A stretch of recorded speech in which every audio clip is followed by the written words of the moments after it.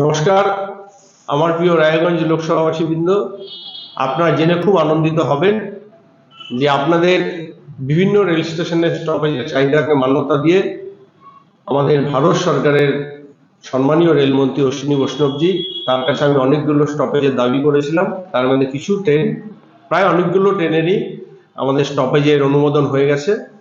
আমি আপনাদেরকে পড়ে শোনাচ্ছি সেই অনুমোদনের জন্য। প্রথমে আপনারা পেয়ে যাবেন, আমাদের বিশেষ করে ডালখোলা স্টেশন থেকে খুব একটা দাবি ছিল দক্ষিণ ভারতগামী ট্রেনের।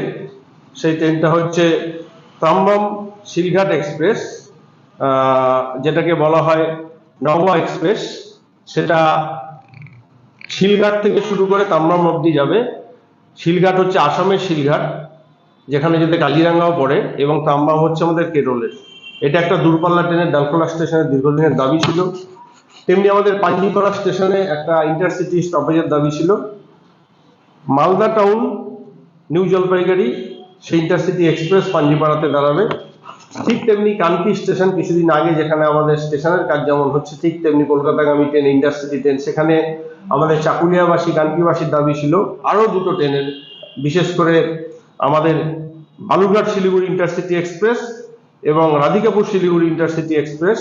সেই দুটো ট্রেনেরই স্টপেজ আমার কানকি চাকুলিয়াবাসী পাচ্ছে। তার সাথে আমাদের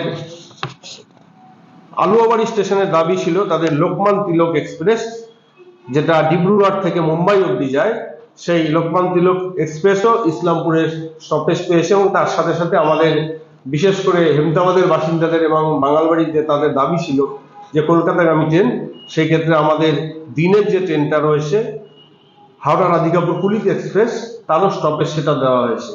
মানে বাঙালবাড়িতে একটা, আমাদের ডালখোলায় একটা, যেটা আমাদের আসাম থেকে কেরল, এবং আমাদের ইসলামপুরে যেটা রয়েছে সেটাও আসাম থেকে মুম্বাই, এবং তার সাথে সাথে কানকিতে আমাদের দুটো ইন্টারসিটি এক্সপ্রেসের স্টপেজ, এবং তার সাথে আমাদের পাঞ্জিপাড়াতেও একটা ইন্টারসিটি এক্সপ্রেসের স্টপেজ দেওয়া হয়েছে। আগামীতে আরো কিছু স্টপেজের ডিমান্ড রয়েছে, বিশেষ করে সূর্যকমলের স্টেশন প্ল্যাটফর্ম হচ্ছে, সেটা হলে সেখানে ইন্টারসিটি স্টপেজের রয়েছে, এবং বাঙালবাড়িরও যেটা আমাদের রাধিকাপুর কলকাতা এক্সপ্রেস, সেটা আগামী দিনে ওখানে প্ল্যাটফর্ম একটু বাড়ার ব্যাপার আছে, সেটা হওয়ার পরে সেগুলো হবে।